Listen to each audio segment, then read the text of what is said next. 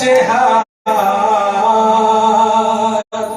درس دیتا ہے حبیب بلے مظاہر کا جہاد دوستی میں بھی وطن چھوڑ دیا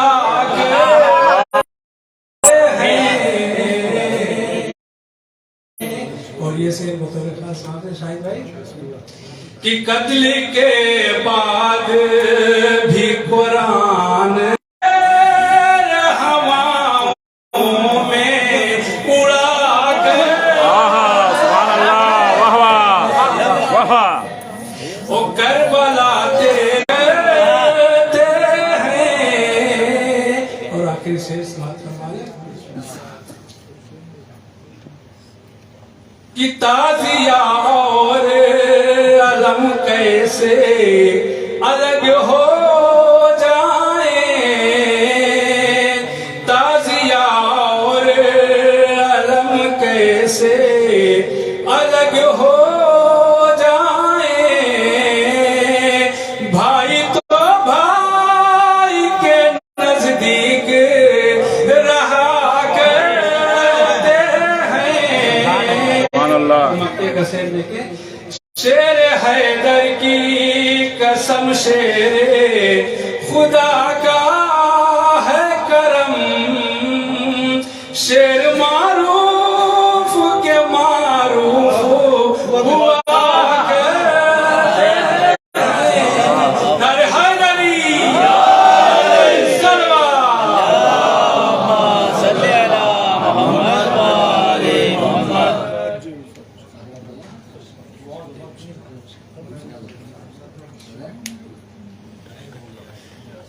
محمد و آل محمد محمد و آل محمد بارے دیگر صلوات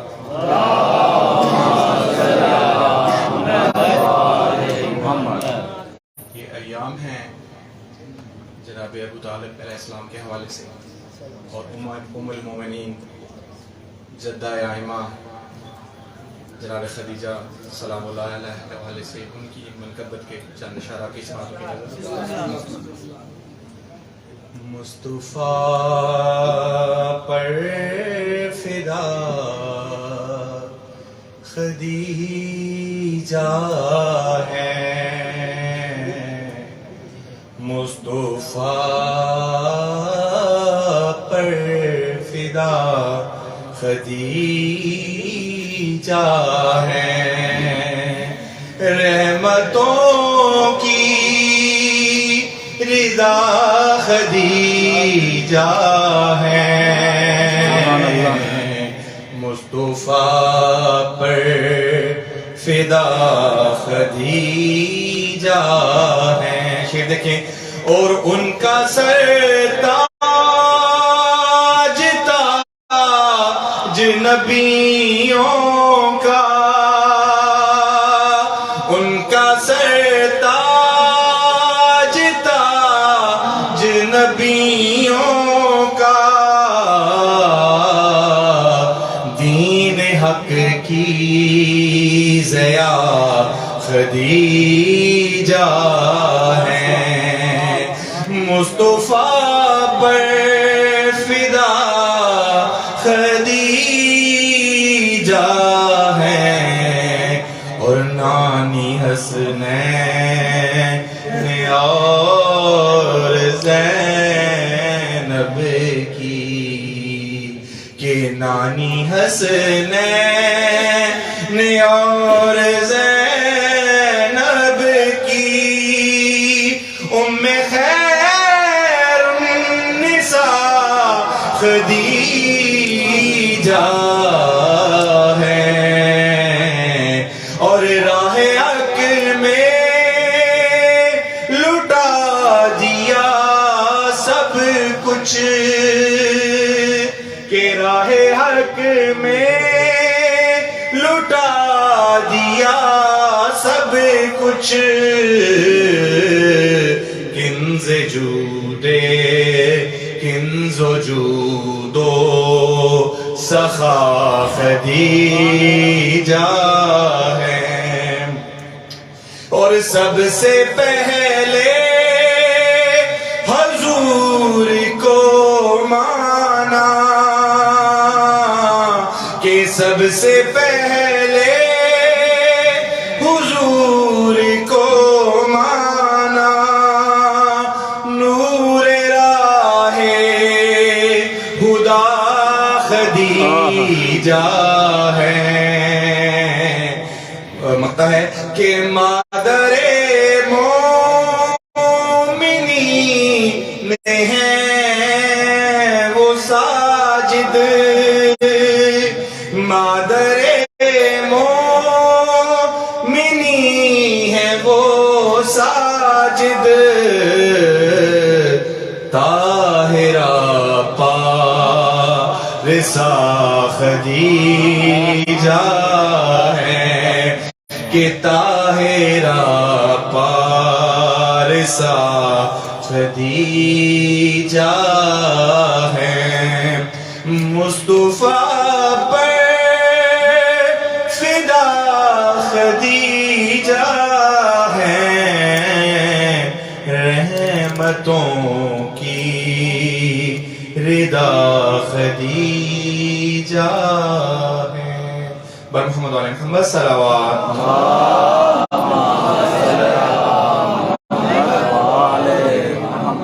میں نہایت ادب سے ملتمس ہوں حجت الاسلام والمسلمین مولانا سید علی رضا رضوی صاحب سے کہ وہ آئیں اور ممبر ہوں، اور آپ سے بھی گزارش ہے کہ براہ کرم ممبر کے قریب بھی تشریف لے آئیں، اور ایک سورہ فاتحہ کے التماس اس حسینیہ کے جو بانیان ہیں ان کے مرحومین کی روح ایصال ثواب کے لیے، اور خصوصاً جن مومنین کی طرف سے اس مجلس کا اہتمام کیا گیا ہے اس دیار غیر میں، ان کے تمام مرحومین، اور آج شب جمعہ بھی ہے، آپ اپنے اپنے مرحومین کو یاد کریں، میری والدہ محترمہ بلقیس اختر، شاہدہ پروین اور حاجران گلی ساکی اور تمام حاضرین مجلس کے مرحومین کی روح ایصال ثواب کے لیے ایک سورہ فاتحہ۔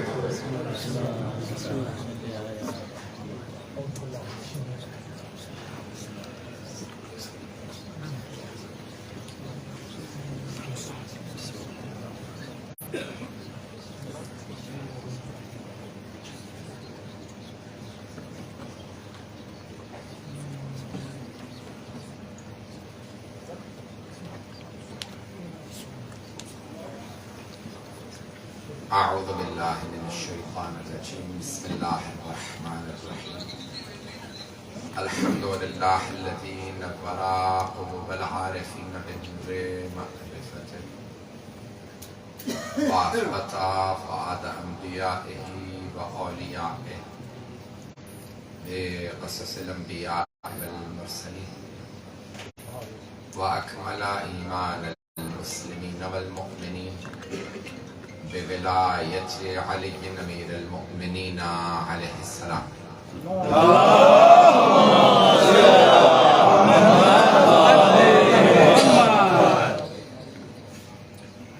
والصلاة والسلام والتحية والإكرام على أفضل الموجودات، العبد المؤيد والرسول المسدد، المصطفى الأمجد المحمود الأحمد، أعني أبا القاسم محمد. اللهم صل على محمد وعلى روحه ونفسه وصحره ووصيه سيد الأتقياء والأصفياء، مولى الموالي، إمام المتقين، علي بن أبي طالب. اللهم صل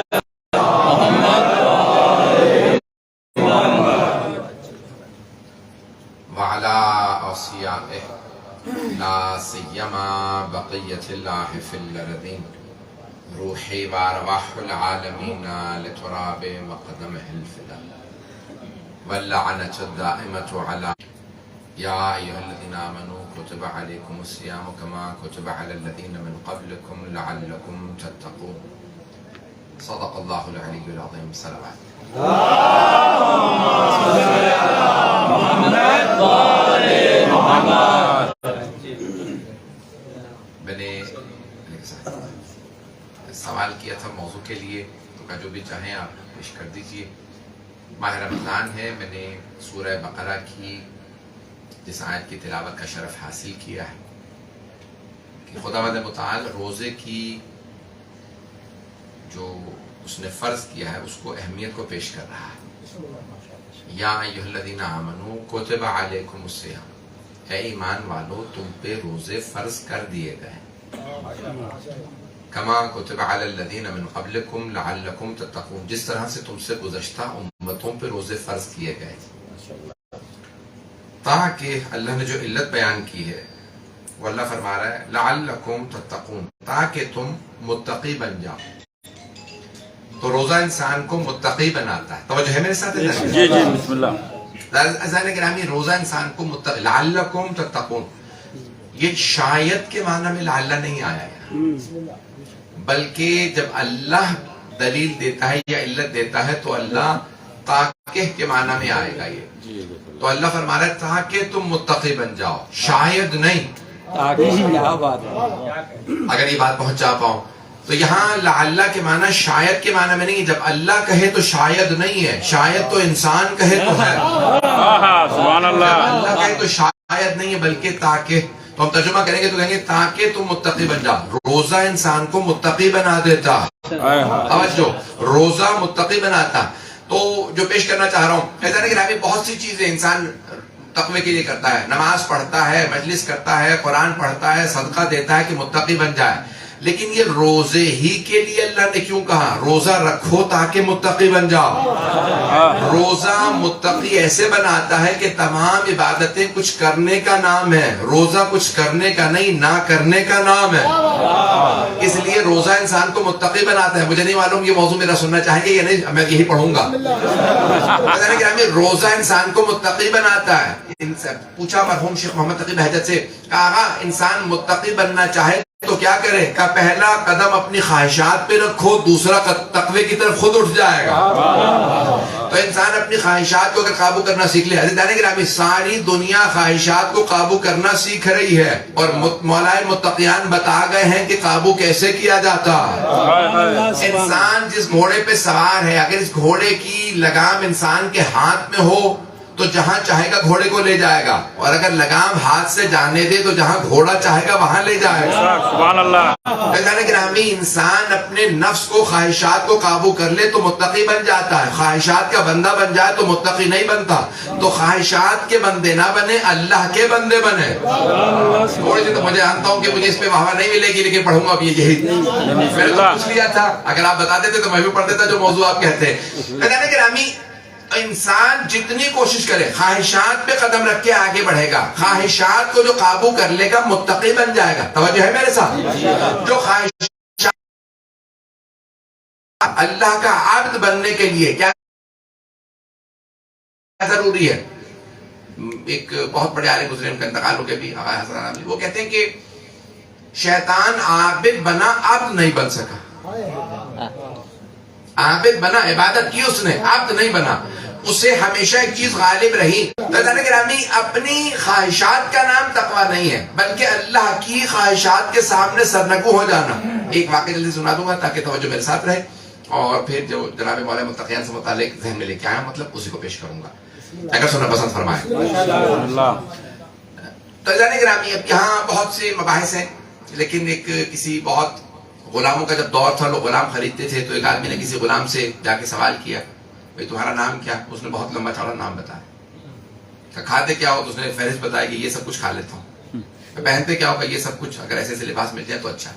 اس کا بہت مہنگے غلام، نام بھی اتنا لمبا، اس کے بعد پھر تمہارے کھانے پینے کی فہرست اور تمہارے لباس کی فہرست۔ دوسرے غلام سے پوچھا، کہا کیا نام ہے؟ کہا جو آپ نام رکھ دیں گے وہی نام ہے۔ اس سے پوچھا کھاتے کیا ہوگا؟ جو عطا کر دیں گے وہی کھاؤں گا۔ پہنتے کیا ہوگا؟ جو لباس عطا کریں گے وہی لباس پہنوں گا۔ بندگی یہ نہیں ہے کہ انسان اپنے خالق کو اپنی مرضی بتائے، بندگی یہ ہے کہ انسان خالق کی مرضی اپنے پہ لاگو کرے۔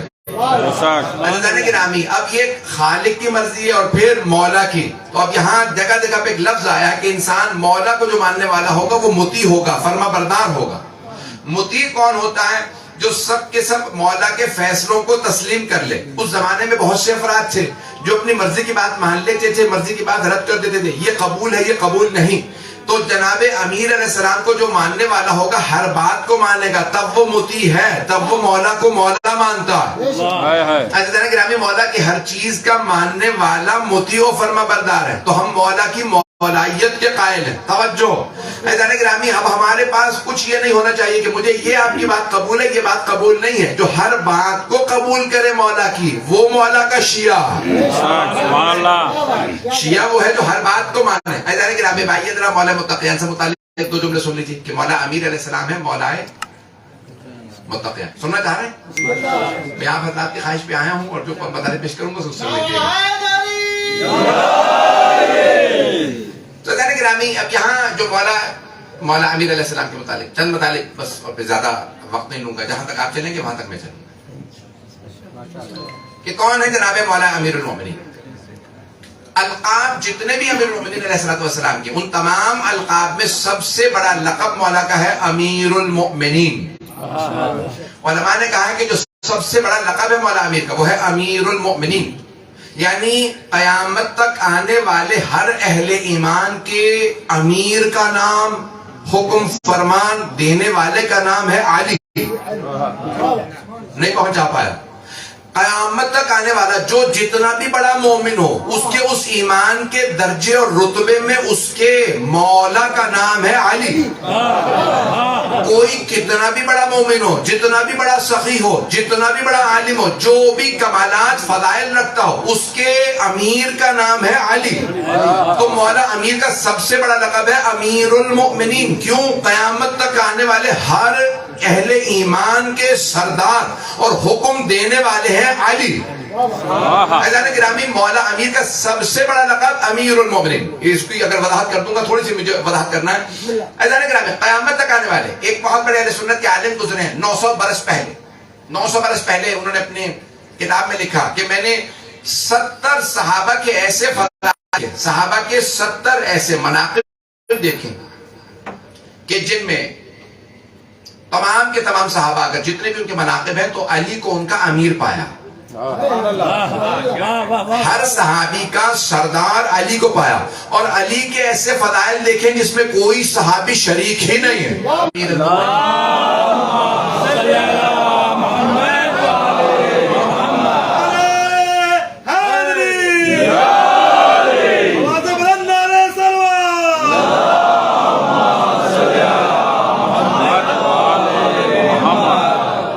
کہنے والے نے کہا یا امیر المؤمنین, تو آپ نے فرمایا, مولا نے فرمایا آج تو کہہ دیا, آج کے بعد مت کہنا. کہا کہ آپ مومنوں کے امیر نہیں ہیں؟ کہا ہوں, لیکن کیونکہ ہمارے جد کی دشمنی نے بہت سے لوگوں نے امیر کہلانا شروع کر دیا, تو اس لیے ہم 11 اماموں نے فیصلہ کیا کہ جب بھی کوئی شیعہ کہے امیر المؤمنین تو مراد لے گا علی ابن ابی طالب. تو مولا امیر علیہ السلام کے علاوہ ہم کسی کو بھی امیر نہیں مانتے. اس لیے ہمارے ہاں کبھی بھی نہیں کہنا چاہیے کہ امیر شام یا کوئی ایسا لفظ نہیں کہنا چاہیے. کیوں؟ امیر المؤمنین صرف علی ابن ابی طالب علیہ السلام. تو اس لیے مومنوں کے امیر کا نام ہے علی ابن ابی طالب علیہ السلام. عزیزان گرامی, سب سے بڑا مولا کا لقب امیر المؤمنین ہے. کوئی کتنا بھی با کمال ہو, اس کے سردار ان کمالات میں ہے علی. عزیزان گرامی, جب صاحب الزمان بھی ظہور فرمائیں گے تو تمام کمالات کے مالک ہوں گے صاحب الزمان. کوئی کتنا بھی کمال رکھتا ہو, اس کے اس کمال سے آگے کی منزل کا نام ہے امام. سبحان اللہ, سبحان اللہ, واہ واہ واہ واہ. عزیزان گرامی, اس لیے جب ظہور ہوگا تو کوئی جتنے بھی کمالات رکھتا ہو, جب امام کی خدمت میں آئے گا تو خود آگے قرار کرے گا کہ جو جتنا بھی بڑا ہے وہ امام کے سامنے چھوٹا. اس لیے ہم کسی بھی صحابی کو یہ رتبہ نہیں دیتے. سب اپنی جگہ پہ مقدم ہوں گے, سب محترم ہوں گے. حتیٰ حضرت سلمان فارسی جو سب سے جلیل القدر صحابی, حضرت ابو ذر غفاری رضی اللہ عنہما, یہ بڑے جلیل القدر صحابی. عزیزان گرامی, ہماری نظر میں سب سے جلیل القدر صحابی بھی علی کے غلام ہیں. ہمارے نزدیک کوئی بڑے سے بڑا صحابی ہو لیکن جناب مولا کائنات کا غلام. کیوں؟ کیونکہ جناب امیر المؤمنین علی ابن ابی طالب ہر ایک کے امیر ہیں. امیر اسے کہا جاتا ہے جو امر کر سکتا ہو, جو حکم دے سکتا ہو. حکم دینے والے علی ہیں, باقی سب حکم لینے والے ہیں. سبحان اللہ, نعرہ حیدری,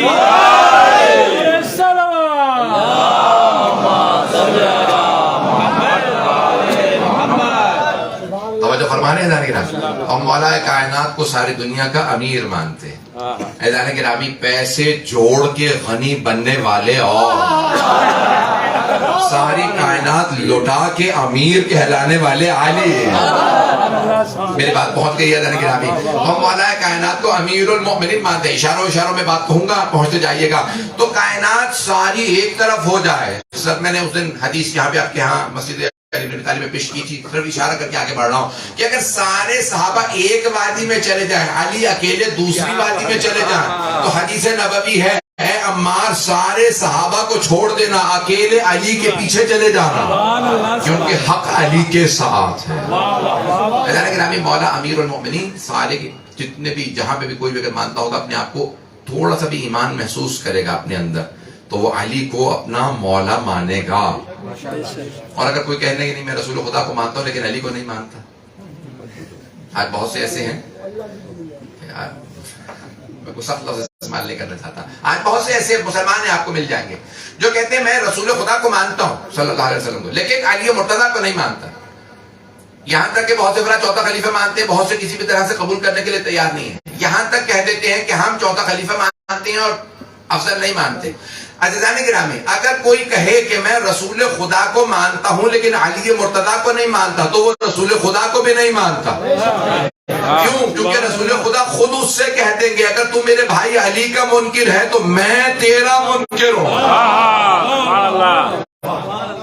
میں تجھے قبول نہیں کروں گا، چاہے تو جتنا مرضی کہتا رہے کہ میں رسول اللہ کو مانتا ہوں. عزیزان گرامی، تو یہ تمام کے تمام جو پہلو ہیں ماہ رمضان کے اندر، سب سے جو بڑی انسان کی اس مہینے کی کامیابی ہے وہ یہ ہے کہ انسان باتقوی بن جائے. وَأُزْلِفَتِ الْجَنَّةُ لِلْمُتَّقِينَ.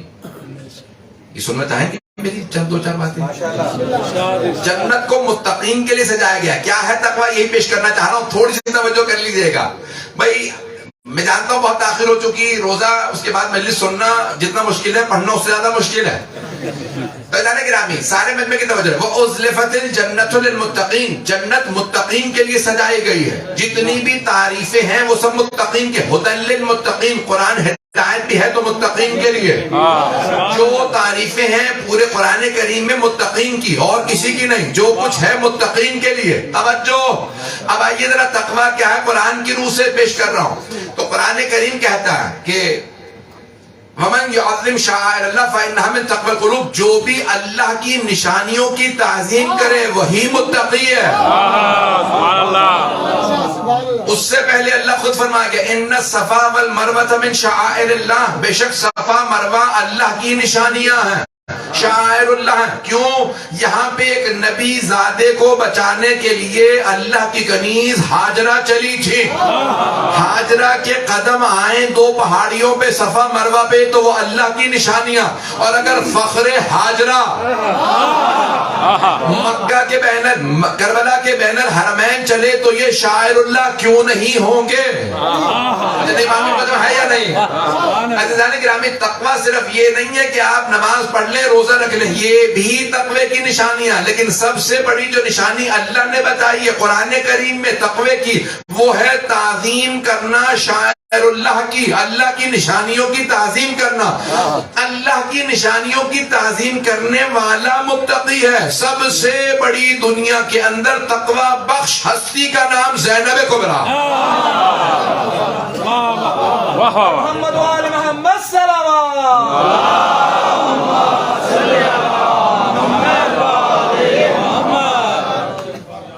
سبحان اللہ. سبحان اللہ. یہ جتنی بھی آپ تقوی کی تعریفیں پڑھیں گے تو آپ کو نظر آئے گا کہ بغیر اہل بیت کے کوئی متقی بن ہی نہیں سکتا. جب تک آل محمد کو کوئی نہ مانے وہ جتنی بھی نمازیں پڑھ لے، روزے رکھ لے، حج کر لے، جتنے مرضی، میرے منہ سے کچھ اور لفظ بھی نکلنے والا تھا، چلے کہہ بھی سکتا ہوں کہ تراویح پڑھ جو مرضی کر لیجیے آپ، اگر آپ آل محمد کو نہیں مانتے تو آپ متقی نہیں بن سکتے. کچھ اور تو بن جائیں لیکن کبھی متقی نہیں بنیں گے. متقی تب تک کوئی آدمی نہیں بن سکتا جب تک کہ محمد و آل محمد علیہ السلام کی تعظیم نہ کرے، جب تک انہیں نہ مانے. عزیزان گرامی، میں ایک جملہ پیش کر رہا ہوں اس بہت معذرت کے ساتھ، اگر دل آزاری ہو تو بہت معذرت. یہ سب اپنی سب اپنے سن لیجیے گا، پھر جملہ سن لیجیے، پھر میں بے باکی سے پیش کروں گا. باقی سے ہی پیش کیجیے. ایسا نہیں کہ میں پیش کر رہا ہوں اب سارے کے ساتھ کو خاموش نہیں بیٹھے گا. پھر میں جملہ پیش کر رہا ہوں. میرا سوال آپ سے، کیا فرعون کے ساتھ جتنے بھی لوگ تھے سب برے تھے؟ سوچ سمجھ کے جواب دیجیے گا. کیا فرعون کے ساتھ جتنے بھی لوگ تھے سب برے تھے؟ نہیں، ان میں سب برے نہیں تھے. توجہ. کیا جناب موسیٰ کے پیچھے چلنے والے سب اچھے تھے؟ کچھ لوگ پہنچ گئے. عزیزان گرامی، جناب موسیٰ نیل کے پار لے جا رہے تھے، ان کے ساتھ ہر چلنے والا نیک نہیں تھا، لیکن جب راستے پہ چلا تو پار چلا گیا. اب کچھ لوگ پہنچ گئے. فرعون کے ساتھ چلنے والا ہر آدمی برا نہیں تھا، لیکن کیونکہ فرعون کے ساتھ تھا غرق ہو گیا. اب پتا چلا اپنا کردار نہیں بخشواتا، امام کی امامت.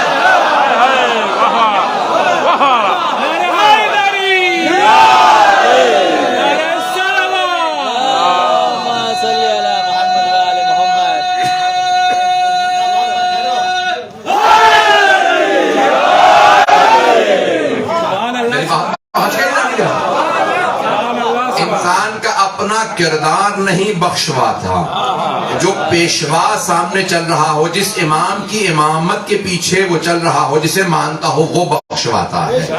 فرعون کے ساتھ نیک بھی تھے، غرق ہو گئے. جناب موسیٰ علیہ السلام کے ساتھ برے بھی تھے، پھر بھی پار چلے گئے. عزیزان گرامی، ہم اپنے کردار کو نہیں دیکھتے، ہم علی ابن ابی طالب کو دیکھتے ہیں. ہمیں مولا کی امامت پہ یقین ہے، علی کی پیشوائی پہ یقین ہے. جب امام صحیح ہو تو انسان جیسا بھی ہو، اگر امام کو صحیح امام کو چن لے. عزیزان گرامی، میں ایک جملے کو پیش کر رہا ہوں آپ کی خدمت میں. جناب سید الشہداء نے، کیونکہ شب جمعہ بھی ہے اور یہ ماہ رمضان ہے تو سن لیجئے گا. جناب سید الشہداء نے، میرا جملہ یہ مرحوم شیخ جعفر شوشتری بہت بڑے ہمارے عالم گزرے، انہوں نے مجالس جناب سید الشہداء کی بے انتہا مجالس پڑھی، اور وہ خود کہتے ہیں کہ میں جب مجلس پڑھتا تھا تو میری مجلس میں اثر نہیں تھا. تو ایک شب قدر تھی، اور اس شب قدر کے اندر میں نے ایک مرتبہ کربلا کا رخ کر کے کہا، مولا کب تک کتاب سے دیکھ کے پڑھتا رہوں، مولا مجھے عطا کیجئے کہ میں پڑھوں. تو کہا کہ میں نے اس رات اعمال کیا جو میں نے مولا حسین سے توسل کیا. تو میں نے خواب میں دیکھا کہ جناب سید الشہداء کہہ رہے ہیں جناب عباس سے، عباس کھانے کو کچھ ہے نہیں اور ایک مہمان بھی آ گیا. جیسے وہ کہتے ہیں کہ جیسے میں کربلا میں ہوں اور شب عاشور ہے، اور میں دیکھ رہا ہوں کہ مولا حسین مولا عباس کے ساتھ کھڑے ہیں، اور جناب عباس علیہ السلام سے کہتے ہیں عباس کھانے کو کچھ نہیں ہے، مہمان آ گیا. تو کہتے ہیں کہ خواب میں دیکھتا ہوں کہ مولا عباس کہتے ہیں کہ کچھ میرے پاس آٹا ہے، اگر کہیں تو انہیں دے دوں. یعنی اتنے کریم ہیں کہ خود بھوکے ہیں، واقع سے شب عاشور ہے، تو یعنی خواب ہے. تو کہتے ہیں کہ دیکھتا ہوں کہ جناب عباس علیہ السلام نے مولا حسین کو پیش کیا، کوئی روٹی پیش کی کہ مولا یہ کہا کہ آؤ. کوئی ایک چھوٹا سا روٹی کا ٹکڑا تھا، اور جناب ان کو مرحوم شیخ جعفر شوشتری کو سید الشہداء نے کہا کہ مہمان آئے تھے، تم نے مانگا تھا، جاؤ، حسین نے تمہیں عطا کی. وہ کہتے ہیں کہ میں نے مولا حسین کے ہاتھ سے وہ اس رات میں روٹی لی، کھائی. اس کے بعد جب مجلس پڑھتے تھے تو کہاں شوشتر، کہاں تہران، کہاں مشہد، بہت 16-17 گھنٹے کا فاصلہ ہے. دنیا بھر سے لوگ ان کی مجلس سننے جاتے تھے. ان سے پوچھا یہ کیا ہوا آپ کے ساتھ کہ آپ کتاب سے دیکھ کے پڑھتے تھے اور ایک ہی رات کے اندر اتنے بڑے خطیب بن گئے؟ کا جب حسین عطا کرتے ہیں تو لوگ حر بن جاتے ہیں. پتہ نہیں میری بات پہنچی یا نہیں پہنچی. کہ اللہ جناب سید الشہداء جسے عطا کرے تو حر ابن، یعنی جناب حر بنا دیتے ہیں، حر ابن یزید ریاحی بنا دیتے ہیں کہ ایک گنہگار. عزیزان گرامی سن لیجئے گا. تو جو جملہ پیش کرنا چاہ رہا تھا، شیخ جعفر شوشتری کہتے ہیں میں نے 300 ایسے مطالب اپنی کتابوں میں لکھے جو میں نے کسی کتاب میں نہیں پڑھے. کہا یہ وہ مطالب ہے جو خود حسین نے مجھے عطا کیے. یہ وہ تمام فضائل و مصائب کے نکات ہیں جو جناب سید الشہداء نے مجھے عطا کیے. اگر سننا پسند فرمائیں گے تو میں چل بتائیے.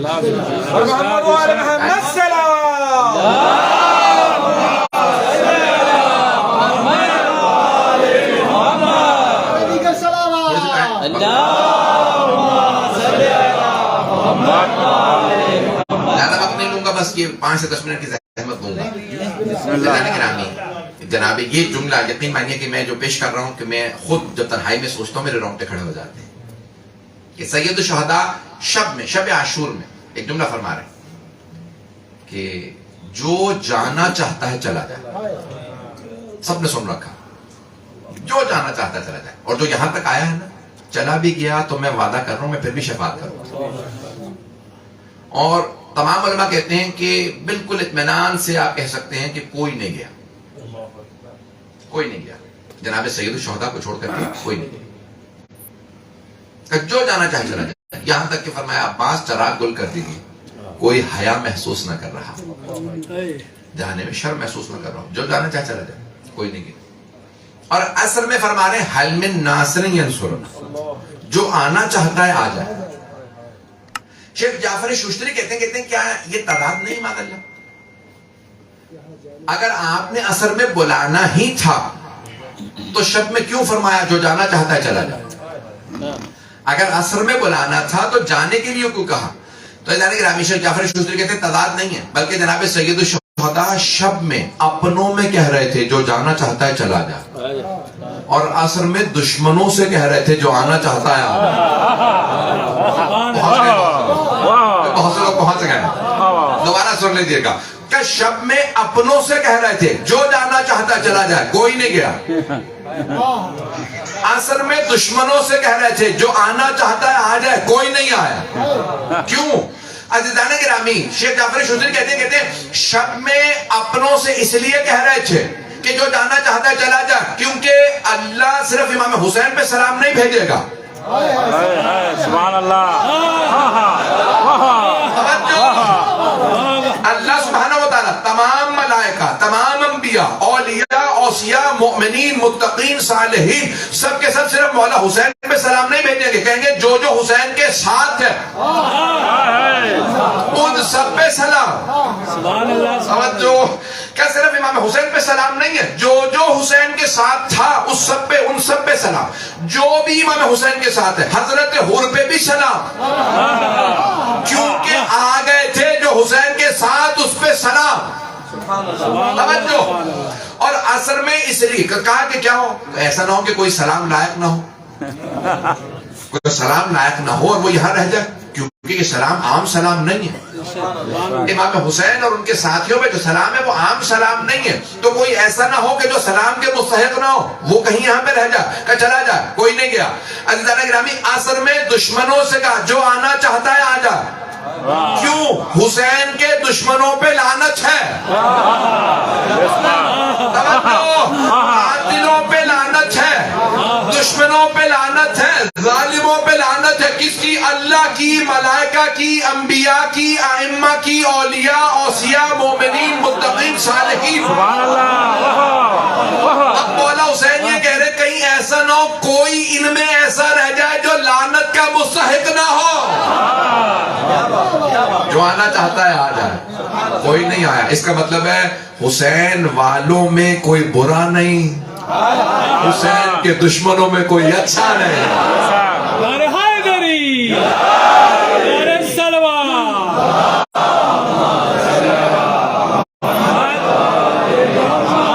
توجہ فرمائیے جانے گا جناب سید الشہداء کے دشمنوں میں اگر ایک بھی اچھا ہوتا تو آ جاتا. نہ آنا بتا رہا ہے یہ سارے ہی لعنتی ہیں. ایسا ہی ہے نا.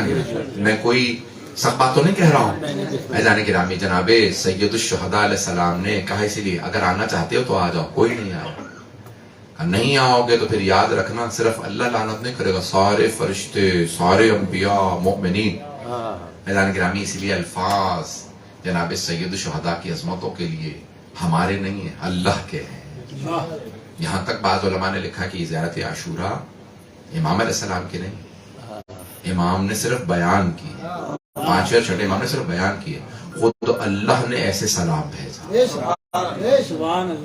جس نے جناب سید الشہداء کو سلام کرنا ہے وہ سوچے وہ حسین جسے خود خالق پہ کہے حسین تجھ پہ سلام, حسین کون ہے ایزان گرامی. اور وہ ہستی جو حسینیت کو بچائے, سوچئے وہ زینب کبریٰ کون ہے. کہ جناب سید الشہداء نے آج نہ کوئی اللہ کا ماننے والا ہوتا, نہ رسول اللہ کا ماننے, حتیٰ کوئی لا الہ الا اللہ تو ہوتا, کوئی لا الہ الا اللہ کہنے والا نہ ہوتا, کوئی لا الہ الا اللہ نہ پڑھتا. کیوں؟ ارے حسین سے کوئی زیادہ باعظمت نہیں تھا، حسین ہی نے بیعت کر لی یزید جیسے کی، تو میں کیوں لا الہ الا اللہ پڑھوں؟ کوئی لا الہ الا اللہ نہ پڑھتا۔ عزیزان گرامی، اگر آج یہ لا الہ الا اللہ باقی ہے تو حسین ابن علی کی قربانیوں کو کوئی اگر آج محمد رسول اللہ کہہ رہا ہے، کوئی آج اگر علی ولی اللہ کہہ رہا ہے، عزیزان گرامی پوری دنیا کے اندر اگر آج دین باقی ہے، قرآن باقی ہے، نماز باقی ہے، روزہ باقی ہے، عبادات باقی ہیں، تو حسین ابن علی کی قربانیوں کی وجہ سے۔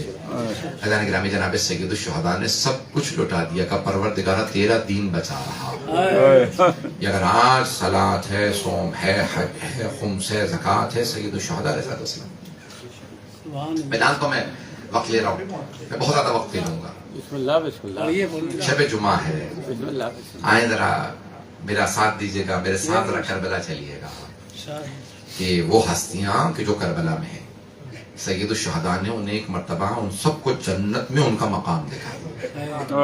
ایسا ہی ہے نا، آپ نے سن رکھا، ان سب کو دکھا دیا مقام۔ عباس جنت میں آپ کا یہ مقام ہے، علی اکبر آپ کا یہ مقام ہے، قاسم آپ کا ہے، سب نے دیکھ لیا۔ کس نے نہیں دیکھا؟ حضرت حر نے، انہوں نے نہیں دیکھا، انتظار میں ہیں، ارے ایک حر بھی ہے جو آنے والے ہیں۔ کہاں پہ آئے؟ صبح میں آئے۔ جب انہوں نے شب عاشور دیکھا نا کہ بھئی حالات ایسے ہیں کہ حسین ابن علی کو، مجھے جو مسائل پیش کرنا ہے، جناب زینب کے پڑھنا چاہ رہا ہوں مسائل، پڑھوں؟ بسم اللہ چند جملے جناب زینب کے مسائل کو سن لیجیے گا۔ مطالب میں ذہن میں لے کے آیا تھا، لیکن میں تفصیل سے پڑھنا چاہ رہا ہوں کچھ مسائل۔ یہ آپ لوگوں نے اہتمام کیا ہے، جناب سیدہ اپنی بارگاہ میں قبول فرمائے۔ جو کچھ آپ نے اہتمام کیا، جناب زینب کبریٰ اپنی بارگاہ میں قبول فرمائے، اور ہم سب کو اور ہمارے تمام آپ سب کے تمام مرحومین کو جناب سیدہ کی شفاعت نصیب۔ بس بھئی یہ جو ذکر ہے نا جن ہستیوں کا، یہ انسان کی روح کو زندہ کرتا ہے۔ ایمان مردہ ہو جائے تو آل محمد کا ذکر سننے لگے، ایمان زندہ ہو جائے۔ مردہ افراد کو، منافقین، حتیٰ کسی کو بھی لے آئیے، اگر مجلس میں مسلسل آتا رہے گا، اس کا نفاق دور ہو جائے گا، اس کا کفر دور ہو جائے گا۔ فرمائیں ذرا جس ہستی کا آج ذکر کرنا چاہ رہا ہوں وہ حضرت زینب کبریٰ۔ ساری قربانیاں ایک طرف، لیکن جناب زینب کبریٰ کا کوفہ و شام جانا یہ بہت بڑی قربانی ہے۔ اگر بی بی انکار کر دیتی نا، کہہ دیتی کہ میں نہیں جا رہی، تو کسی میں جرت نہیں تھی جو علی کی بیٹی کو بازاروں میں لے جاتا۔ لیکن جناب زینب کبریٰ نے دیکھا کہ اگر میں نہیں گئی تو یہ ہر جگہ نعرے لگاتے رہیں کہ حسین باغی تھا، بچانے والی تو میں ہوں۔ جہاں پہ بی بی مجمع دیکھتی بی بی فوراً بندے ہاتھوں سے کہتے ہیں خبردار، میں باغی کے نہیں، نواسہ رسول کے بہن۔ بس بھئی جو آج روایت پڑھنا چاہ رہا ہوں وہ دربار کی روایت، دربار یزید مرحوم۔ وہاں جناب زینب کبریٰ جب داخل ہوئی، یہ روایت میں ہمیشہ پڑھتا ہوں، اور جب پڑھتا ہوں میری اپنی کیفیت بدل جاتی ہے۔ اب مجھے اس طرح سے پڑھا نہیں جا رہا، میری حالت نہیں ہے، کیفیت نہیں ہے، لیکن میں کوشش کروں گا آپ کی خدمت میں مصائب کی روایت ویسے پڑھوں جیسے میں ہمیشہ پڑھا کرتا ہوں۔ جب جناب زینب کبریٰ داخل ہوئی نا دربار یزید میں، دربار بہت بڑا ہے۔ جو شام گئے ہیں انہوں نے دیکھا ہوگا، وہیں حضرت یحییٰ کا سر مقدس بھی دفن ہے۔ سر اقدس جناب سید الشہداء رکھا ہے تشت میں، جناب زینب داخل ہوئی۔ اس محل کے کئی دروازے ہیں، جو قصر یزید تھا نا اس کے کئی دروازے، بی بی جس دروازے سے داخل ہوئی وہ جو بازار کے 7 دروازے ہیں، جو زیارت پہ گئے انہیں معلوم ہے جہاں بازار ختم ہوتا ہے اور دربار شروع ہوتا ہے، روایات میں ہے کہ وہ 40 قدم کا فاصلہ ہے۔ نہ جانے کتنی اذانیں گزر گئیں، بی بی ناقہ پہ سوار پوچھتی رہی بیٹا سجاد یہ اونٹنیاں آگے کیوں نہیں بڑھتی ہیں؟ نامحرموں کا مجمع اور سب پتھر مار مار کے کہہ رہے تھے یہ باقیوں کی بہنیں ہیں۔ بس بھائی میں نے اہتمام کیا 5 سے 10 منٹ کے ذہن۔ ایک مرتبہ جناب زینب کبریٰ جیسے ہی داخل ہوئی نا دربار یزید میں، تو یزید کی بیوی کو بتایا گیا تھا، اس کی زوجہ کو، کہ کوئی باغی تھے جنہیں کربلا میں مار دیا گیا، باغیوں کی بہنیں، ازواج، بیٹیاں آ رہی ہیں، اسے نہیں بتایا کہ باغی کا نام کیا تھا۔ ہند جو تھی وہ اہل بیت کی ماننے والی تھی، جناب سید الشہداء کی آج شب جمعہ ہے نا، نظر دلاتی تھی میرے مولا سلامت رہے، بہت چاہنے والی تھی، آل محمد کی عاشق تھی، وہ بار بار دعائیں مانگتی تھی میرے مولا سلامت رہے، اسے نہیں معلوم کہ باغی کون ہے۔ تو ایک مرتبہ صرف اس نے سنا کہ کوئی باغیوں کا خاندان ہے، کبھی میرا برقع سلوا دینا، نقاب لے کے آئی کا نقاب باریک رکھنا تاکہ میں دیکھ سکوں باغیوں کا خاندان کیسا ہے۔ جیسے ہی بی بی آئیں، جناب زینب نے دور سے دیکھا، پہچان لیا، باریک نقاب تھا، پہچانا، کہا ام کلثوم پہچانا سامنے کون؟ جناب ام کلثوم نے فرمایا بی بی جب سے عباس کی شہادت ہوئی میری دور کی بینائی کمزور ہو گئی ہے، مجھے دور کی چیزیں نظر نہیں آتی، کہ ام کلثوم غور سے دیکھو سامنے ہند ہے۔ جناب ام کلثوم نے فوراً فرمایا، کہا بی بی کون سی ہند؟ وہ جسے ہم نے پردہ سکھایا تھا۔ جناب زینب نے فرمایا ہاں وہی ہند جسے ہم نے پردہ سکھایا۔ دونوں بہنوں نے ایک دوسرے کو دیکھا، جناب ام کلثوم نے رو کے کہا بی بی جسے ہم نے پردہ سکھایا تھا وہ تو پردے میں ہے، حجاب میں، ہمارے ویسے حجاب نہیں۔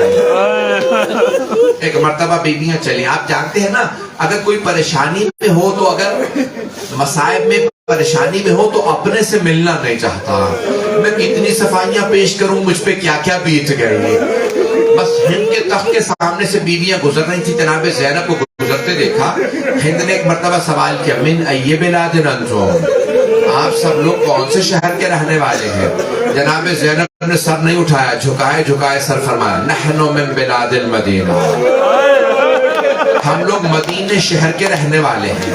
مرحوم قزوینی نے اپنی کتاب میں اسی انداز سے لکھا ہے، اگر ان کے جملے سن لیجئے گا، ایک مرتبہ ہند تخت سے اتری زمین پہ آ گئی، جیسے ہی اتری نا تو جناب ریاض القدس میں مرحوم قزوینی نے لکھا کہ جناب زینب نے سوال کیا ہند سے کیا بات ہے، تخت سے کیوں اتری ہو؟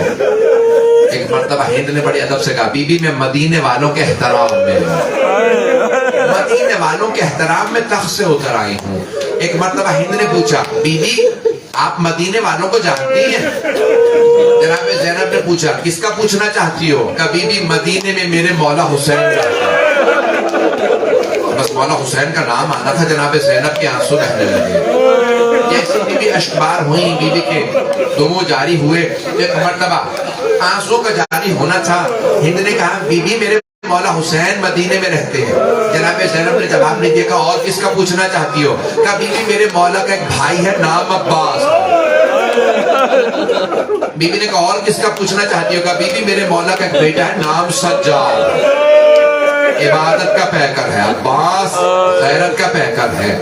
ایک مرتبہ سوال کیا اور کس کا پوچھنا چاہتی ہو؟ کہا بی بی میرے مولا کا ایک اور بیٹا ہے نام علی اکبر، ہم شکل پیغمبر ہے، بہت خوبصورت ہے۔ ایک مرتبہ جناب زینب نے سراہا نہیں کیا، کہا کہ ہند اپنے مولا کی بہنوں کا نہیں پوچھو گی؟ ایک مرتبہ ہند نے بلند آواز کہا خبردار بی بی میرے مولا کی بہنوں کے نام مت لیجیے گا، یہ شرابی کا دربار ہے، وہ علی کی بیٹیاں۔ جناب زینب کے آنسو اور تیز ہو گئے۔ ایک مرتبہ ہند نے کہا بی بی خبردار میرے مولا کی بہنوں کے نام نہ لینا، وہ نبی کی نواسیاں، ان کی ماں کا جنازہ رات میں اٹھا تھا۔ اب جناب زینب سے رہا نہیں کیا، بی بی نے سر اٹھا، کہا ہند غور سے دیکھ میں زینب ہوں، یہ ام کلثوم، وہ رباب، وہ سکینہ، وہ بچی رقیہ۔ ایک مرتبہ ہند نے بلند آواز سے سوال کیا بی بی اتنا سب کچھ ہو گیا، عباس کہاں تھا؟ جناب زینب نے آواز دی کہ ہند ذرا غور سے دیکھو، جو سامنے سر رکھی ہے نا، پہلا سر حسین کا، ساتھ میں سر علی اکبر کا ہے، وہ عباس ہے، وہ جو قیدی زمین پہ بیٹھا ہے وہ سجاد ہے، وہ بچہ محمد باقر ہے۔ ایک مرتبہ ہند نے اپنا برقع اتارا، زمین پہ پھینکا، دوڑتی ہوئی مجمع عام میں آ گئی اور چیخ چیخ کے کہنے لگی او یزید یہ تو نے کیا کیا؟ یہ نبی کی نواسیاں، یہ علی کی بیٹیاں تو مجمع عام میں لے آیا؟ خدا کی قسم روایت کے الفاظ ہیں، یزید اپنے تخت سے اٹھا، اپنی ابا اتاری، ہند کے سر پہ اٹھا اور ایک مرتبہ کہنے لگا، ہند تو دیکھتی نہیں نا محرموں کا مجمع ہے، تو بغیر چادر کے نا محرموں میں آ گئے۔ ہند نے ایک مرتبہ یزید کی ابا کو زمین پہ پھینکا اور ایک مرتبہ ٹھیک کہا، او یزید جنہوں نے ہمیں حجاب سکھایا، جنہوں نے ہمیں پردہ سکھایا، تو ان بیویوں کو نا محرموں کے مجمع میں لے آیا اور مجھے اپنی ابا دے رہا۔ الا لعنت اللہ علی القوم الظالمین سیعلم الذین ظلموا ای منقلب ینقلبون۔